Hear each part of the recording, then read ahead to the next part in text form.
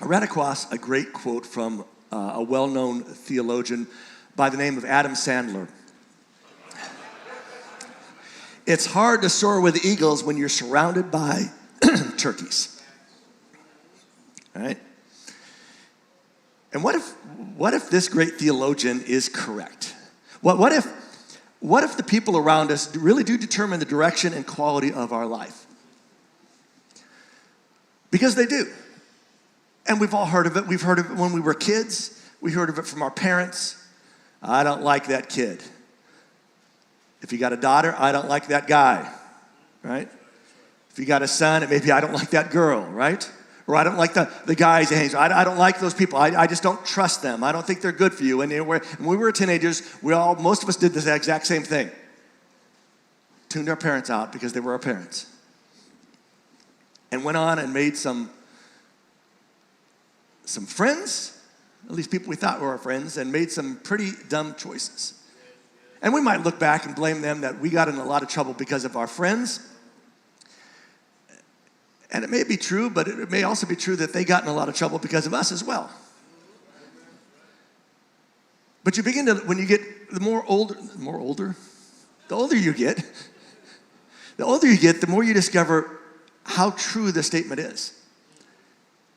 You discover the people that have really been friends for a long time and why they've been friends for a long time. And sometimes you discover that they've been friends for a long time just because they've been friends for a long time, right? And you begin to think about, memories and moments, and while there were some funny ones and some fun ones, there was also a lot of ones where they were just like, that didn't go so good, and really caused some problems and some confrontations. And then you really begin to think about, where you really want to end up in this whole thing we call life and the direction. And you really begin to wonder about that question. What if the people around us really do determine the direction and the quality of our life? And let me just say something up front so you kind of got a sense. If you missed everything else today, let me just give you the bottom line today.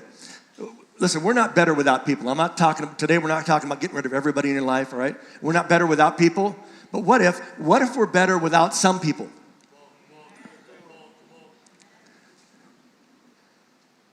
Because one of the hardest things we can have to do is to decide who are going to be our friends. Because for the vast majority of us, the people that are our friends are the people that accepted us at some point. And acceptance is a really important thing for all of us.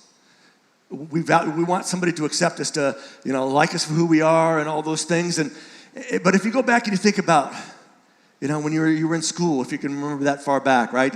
Elementary school or middle school or high school, you begin to think about the people, right? And I don't know about your high school. My high school was a big high school. And we had all the different groups. I know they have more groups today than when I was a kid, because I was a kid way long time ago, last century. But we had the jocks. You had the stoners. You had the popular kids. You had the smart kids.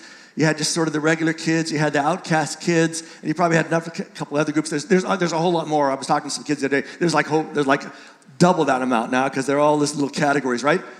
But you think, how did the kids get in those things? And most of them got in there because of acceptance. Because they were accepted by the group, and so these became your friends because they were like you, they were similar to you, and you have all these similarities, and you think that's what brings friends together. And then you discover, but are they helping me in life? And for some of us, the honest answer is, yeah, they help because they accept me. But sometimes I think we need to ask that bigger question, which is, it's great to be accepted, but are they helping you get and go in the direction you really want to go? Or do they hold us back? Or do they kind of try to get us off path? Do they make fun of our values? Those things that we at least tell ourselves are really important. Our hopes and dreams. You want to go be a rocket scientist one day, and they're like, that's a dumb idea. And you're like, but they keep after, and you kind of begin to feel, maybe it is a dumb idea. We all need people in our lives. But the question is, which people do we need in our lives? So today we're going to go back, and we're actually going to go back to where we were at last weekend. We talked about playing well with others. Because there's a statement that Luke records, just a statement of what happened at the end of that event we looked at last week that really hit me this week as something really key. So we're going to go back to it. So remember last week, Jesus and the guys are heading to Jerusalem for the one final time. In fact, Luke, as he writes it, gives us the sense that Jesus, both his direction and his intention matched where he was trying to go to his destination. That Jesus had this ability that most of us have to develop. He seemed to just have it to say, this is where I'm going and this is what I'm going to do and I'm going to follow through. And everything about life filled into that, especially the last 3.5 years of his life. And so they're heading toward Jerusalem.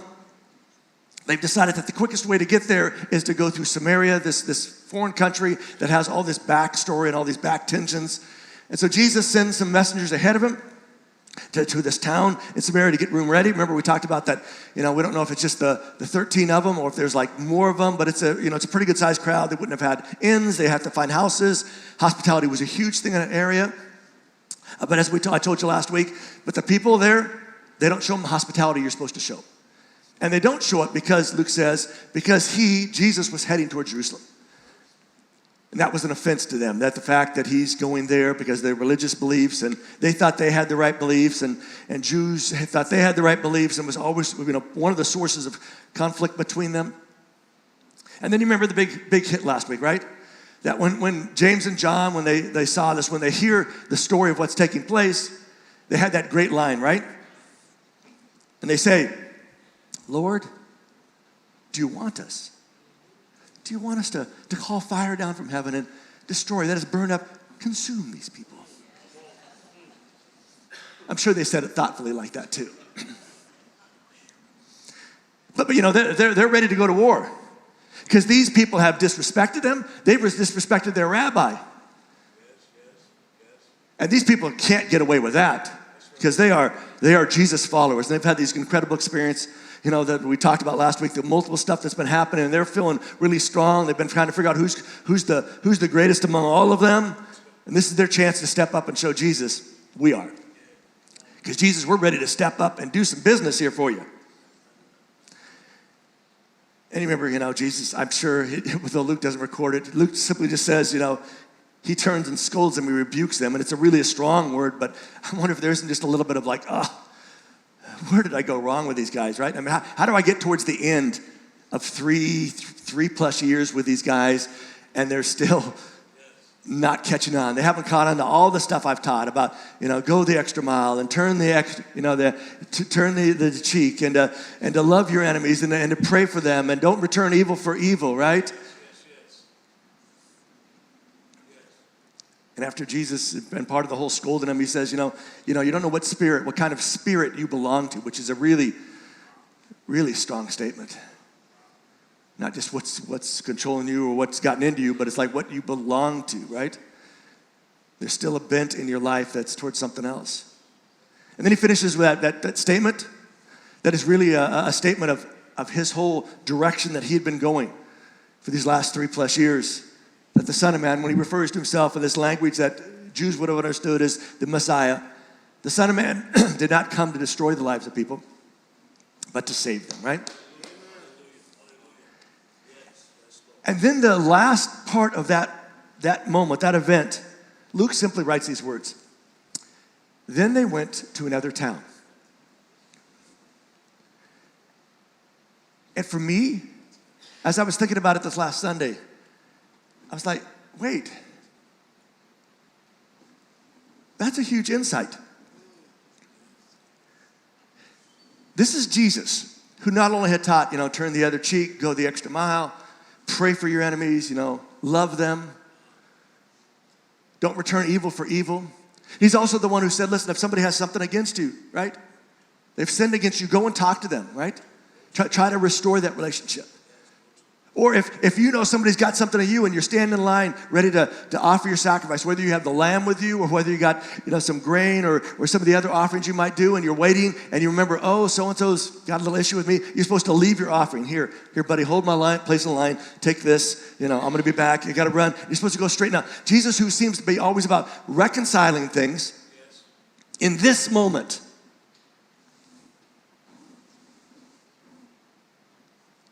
Jesus walks away. I mean, there's no confrontation. The guys would have loved that, but Jesus wasn't looking for confrontation. But there's no go discussion, and maybe it's going to turn to confrontation. There's no explanation. He doesn't go tell the people, I'm sorry, we didn't mean to bother you. We know you got different views, and we just want to make it all kind of work. There's no negotiation. Jesus simply seems to say, if they don't want to, okay, and walks away and leaves them in that spot.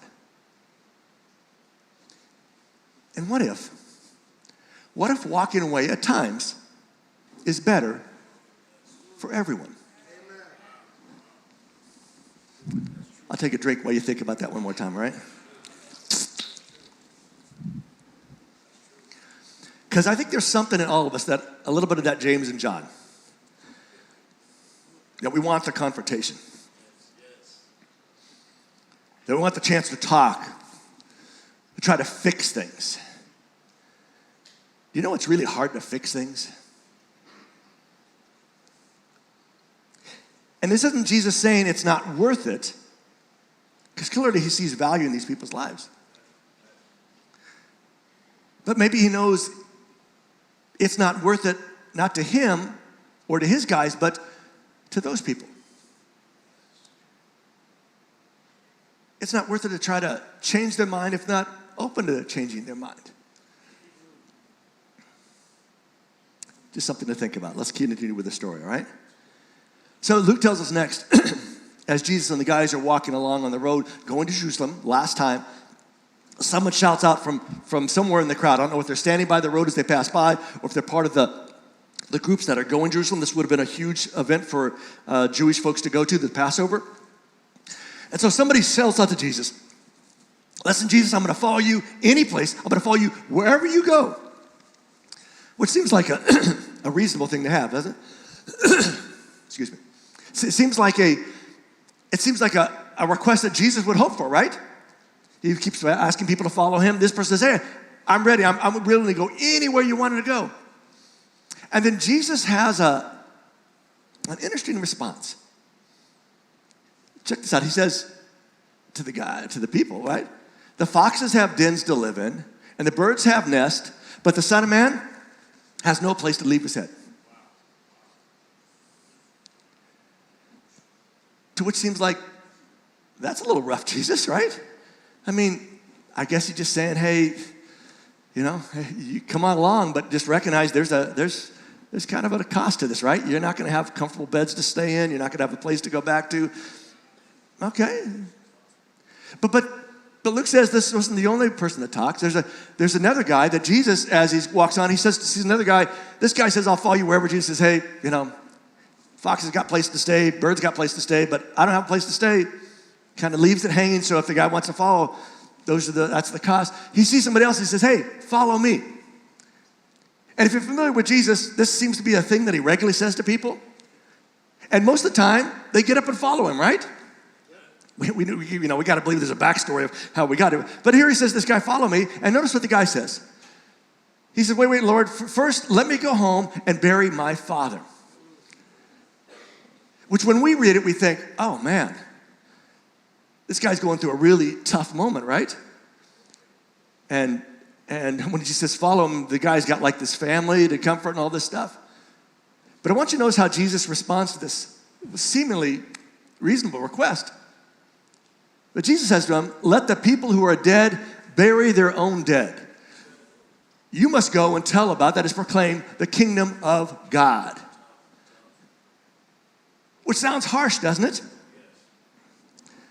But the challenge for us in reading that is we don't know all of the things that happened back then. In the Jewish culture, even till today, and somebody who's a devout of the Jewish faith, when somebody dies, you bury them like almost immediately. It's not like, okay, we're gonna take them to the funeral home and we're gonna plan a little bit of time, we're gonna figure out a good day for everybody to gather to come in. It's like this person's dead, now we get on with it. And so when this guy, Jesus recognized, and when this guy says, follow me, I'd love to, but let me go and bury my father, which means his father isn't dead, which means he could be waiting a long time. At least his father's hoping a long time, right? See, what if Jesus' seemingly harsh response, he's talking to this guy's fear, that what if his fear of missing out was robbing him of his opportunity? What if Jesus recognizes that his fear of kind of putting off and worrying about that when it happens, but no, I want to go home. Maybe his father's been sick. Maybe there's a bunch of estate that's going to be left over. Maybe he's got siblings. Maybe he's got a mother that he's worried about. But his whole worry, his whole fear about what may be happening in life really is robbing him of the opportunity to follow Jesus in the moment. But there's also one other person that Luke tells us spoke up in the crowd this day. And it's another man who says, hey, I'm going to follow you. First, Jesus says, follow me. And the guy's like, let me go and bury my father. He says, another guy, wait, no, pick me, Jesus, pick me, right? I'm willing to follow you, Lord. But first, let me go back and say goodbye to my family. Which again seems like a reasonable request, right? I'm going to go home. We don't know who his family includes. We also don't know how big of a family, and how long it might take him to say this stuff. But he's like, hey, put this off. To which Jesus again says something that seems kind of harsh. He says, anyone who begins to plow a field but keeps looking back is of no use in the kingdom of God. Is not fit for the kingdom of God.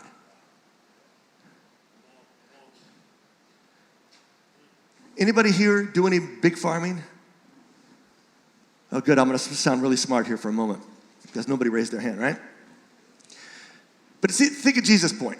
Even if we got a tractor, let's go modern day, just tractor, because I don't want to think about dragging a plow by yourself or a cow, right? His point is, if you begin to plow a field and you keep looking back, do you see my direction? If you ever driven your car in reverse, how many of you are really good at driving a car in reverse? Yeah, sure you are, right? Maybe you are, but it's a talent. I remember, years ago doing some work where you got trailers and stuff and getting that whole line done. I mean, it's a thing, right? But back then and even today, farmers will tell you, you pick this direction you're going and you keep your eye there. First line, you go there, right? Next one, you just keep going straight, because if you look over, your tendency is to get off, and then your rows look like my rows normally do when I do the whole thing, but that's a whole other story. But here's the thing. I think one of the big takeaways from Jesus' seemingly sharp answers back to these people, insensitive remarks. The excuse seems reasonable, right? I'd be willing to follow you, but I'm ready to follow you. There's not much place to stay. Okay, I'm just giving you the cost, right? The excuse of, let me go bury my father sounds so at least in our context, like, yeah, that makes sense. Or let's go back and say goodbye to my family. And these excuses seem reasonable. But here's the thing I want us to think about. Don't they always seem reasonable to us? I mean, we've heard other people's excuses, right? And we're like, nah, that's just an excuse, right? You're just putting this off. You're not wanting to do anything. But ours? Oh, no. They're not really excuse. They're true. I mean, it's a reminder that our excuses can become realities for us. Right? We'd like to, but we can't. Because this isn't just an excuse. This is a whole reasoned out rationale. And here's this and here's that. And I just, I love this other stuff. And we get built up by those things, and then those excuses become our realities, and they keep us from responding to the opportunities. And what if Jesus knew not just the value, but the importance of not putting off decisions?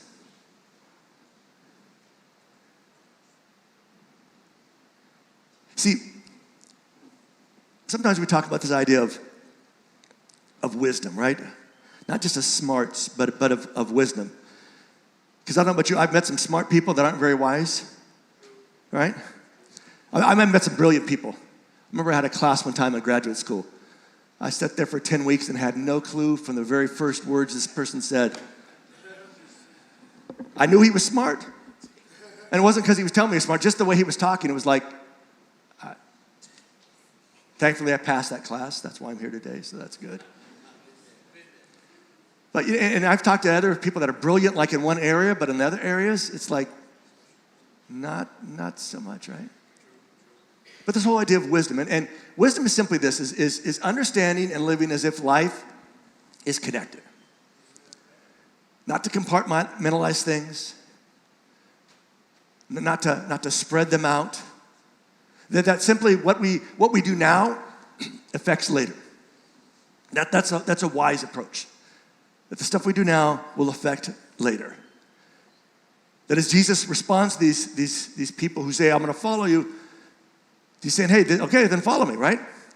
Well, wait, I got to do this. And Jesus said, no, what you do now is going to affect later. So let me take you to a question that we're going to ask over the next couple of weeks. And it's simply this. What's the wise thing to do? Not what's the easy thing. Not what's the good thing. Not even necessarily what's the right thing. Because let's be honest, when we get to right and wrong, sometimes we get a little fuzzy on what's right and what's wrong, right? Because we all ask this really important, deep theological question, especially when we come to for a person of faith. But what about? Right? We kind of try to spread it out. Yeah, I know it says that, but what about, right? We're going to spread this all out. But what's the wise thing to do? And a follow-up question. What's at stake if we don't? For Jesus, who knew he had literally days left, when these guys says, hey, I'll follow you, but let me go home and bury my dad, he's not going to follow him while Jesus is alive, probably. The one who says, hey, let me go back and say goodbye to my family. As reasonable as that sounds, we don't know how big his family is, what he means by saying goodbye to them. Are they going to be throwing parties because he's going away? What's at stake by not making that decision today that's going to affect tomorrow? Because the reality is our goals should be determined by what or who we want to be. Not how we're going to be those things, but what and who. The why behind it all. And why that's important is because the clearer that is for us, the more clarity we have about us.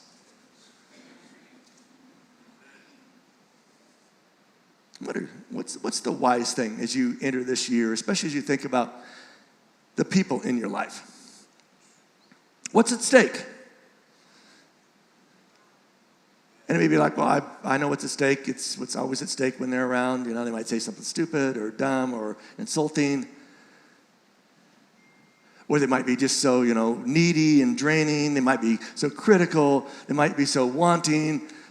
They might be so good for me, but hey, they've been my friend.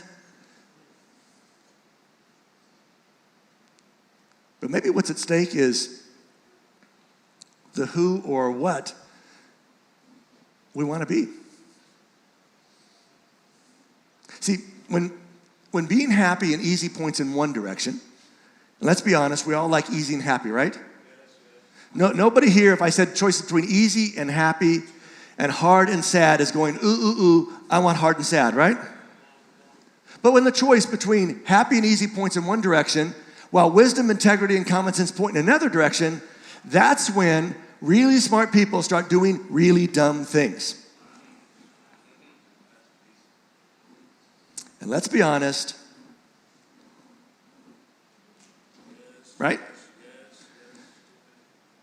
We grew up with them. We hung out with them. We had fun with them. Sometimes too much fun with them, right? We dated them. Got a little more quiet there. I had at least a couple when we told them, then it got really quiet. We stayed with them. We put up with them.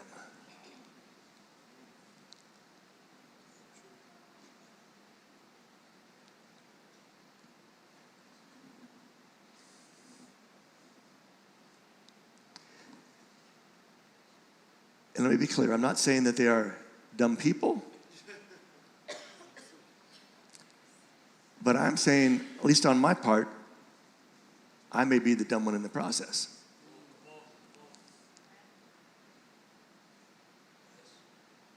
Because again, are they helping me get and go in the direction that I want to go on? Or are they taking me in a different direction, and even though I intend to go this other way, they just seem to keep me pulling that way? Because what if part of unpacking is being honest with ourselves? Amen. It is hard. But again, it isn't the question of, is this a hard thing to do? It's really, is this a wise thing to do? The truth is, we tolerate bad relationships for all sorts of reasons, right? I mean, I've talked to lots of people who've been in bad situations over the years. And I've heard lots of reasons of why they've tolerated it. I'm in love. You know, you should not stay in a relationship just because you're in love. You should stay in a relationship if there's respect, if there's an appreciation, if there's trust. Because if you just go with love, you know what happens? They don't have to respect you because you love them. They start to do stuff that cause you not to trust them, but you love them, and so you stick it out. They don't appreciate you, but you hang in there.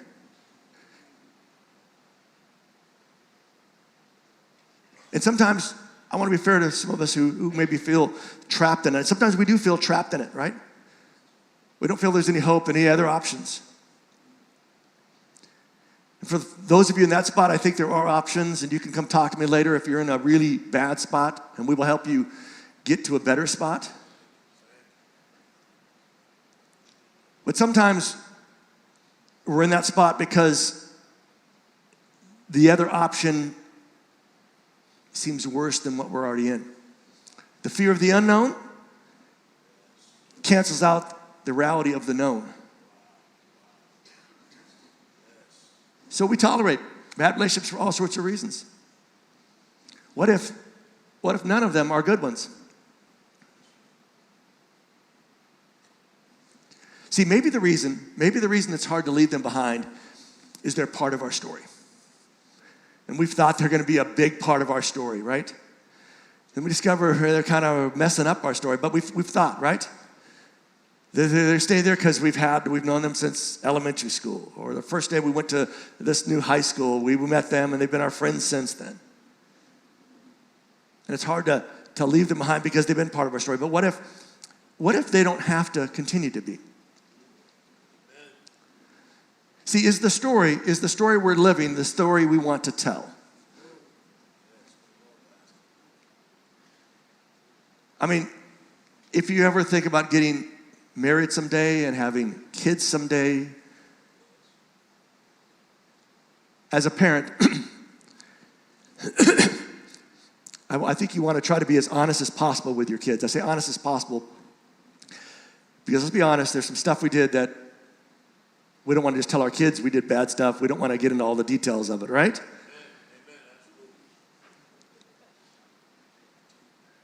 But don't we want to have some stories in our big story that are stories of being a hero? of being somebody with courage, somebody who maybe stood up for something or walked away from something or did something because that was the direction they were going on and that was the choice to make in that moment to get and stay on that course. I love this quote from Anne Lamott. You know, if you've been around New Hope, one of my favorite authors because she's a very raw person of faith and sometimes she uses language that you may not like. But she has a really interesting life story, her story. Had a brother that was an addict for lots of years and struggled with how to help him. Had some tensions between her and her parents and some really rough stuff. And I tell you that because it'll help make sense a little more about what she wrote. She wrote, "You can't buy, achieve, or date serenity of mind and peace of mind." I'm going to read that again because somebody needs to hear that, all right? You can't buy, achieve, or date serenity and peace of mind. It's an inside job. And we can't arrange peace or lasting improvement for the people we love most in the world. Sometimes we can't do for them. Sometimes we can only do for ourselves. And the best way to do that I'm aware of is simply this, is to set boundaries. But here's what I know about boundaries. None of us likes them. We don't like when other people have boundaries and it conflicts with how we think things ought to go. We like the idea of having boundaries for other people in our life, but then when they cross those lines, sometimes we're a little hesitant to enforce those boundaries. But boundaries are simply this. Boundaries are deciding what we will and won't tolerate, what we're not okay with. So what a boundary is. I'm not okay with this. This is what I'm willing to tolerate. This is what I'm not willing to tolerate. Another author, I just ran across some of her works. I'm just starting to read them. Her name's, that name up there. Yeah, good luck with that. There we go. We aren't responsible for we aren't responsible for the other person's choices, but we are responsible for our actions and our reactions. That's nothing new to us. We all recognize that, but sometimes it's just good to hear it. I love what she says next. Remember, you set boundaries to help you stop feeling so stuck and powerless and allow you to get to a healthier place. And so if you've thought about that, you know, there's some really good books out there. Go see a counselor, have somebody help you. The hard part is not necessarily creating the boundaries. The hard part is the next thing that we need to do, and that's this, is to stick with them. Because we all know how it works. It's New Year's. We have New Year's resolutions. How many of you did New Year's resolutions this year? Raise your hands high. Oh, quite a few of you, all right. Good for you. Yeah, let's give them a hand. That's a good thing. Everybody say that's good, right? Very tepid applause because everybody's like, I think I should have done that, but I didn't. Or some are like, good luck, it's not going to work, right? And it's sort of almost not in vogue as much as it used to be. And partly I think it's because of that. We set all these boundaries. We set these targets. We're gonna be this. We're gonna do that. We're gonna change this. We're gonna do that. We come up with this plan, and some of us maybe even come with this very intricate plan. And our problem isn't the plan; it's the sticking with the plan, right? So if you're at that spot, and if you're with the resolutions and you're still good with them, or you need to kind of reload with them, let me just tell you a couple of things, quick things, right? First of all, you've heard this before. The first step is always the hardest. And do you know why it's always the hardest? Because it is. Right? Anything, that first step, you know, that's that fear. What's going to happen? And the truth is, you know, once you take the first step, the second one is easier. It's still hard, but it's easier. But it's decided that first step is the hardest. And to take you back to probably high school science class, one of those great theories from, I think it was Isaac Newton. And that's simply this. You remember that? And this whole idea that once you get something started, it's most likely to keep going, right? And to be able to make those choices and do it is so, so important. That's all. Set some boundaries, stick with them, and have the courage to take those steps. Because here's the reality. we don't drift into good directions. And wishing won't get us there. The reality is we discipline and prioritize ourselves there. One last quote, and then I think one final question is simply this. Brene Brown, you can choose courage or you can choose comfort. Sadly, you cannot have both. And we really wish we could have both. What if? What if they're not bad people? They're just not good for us people. Something I hope you'll think about today.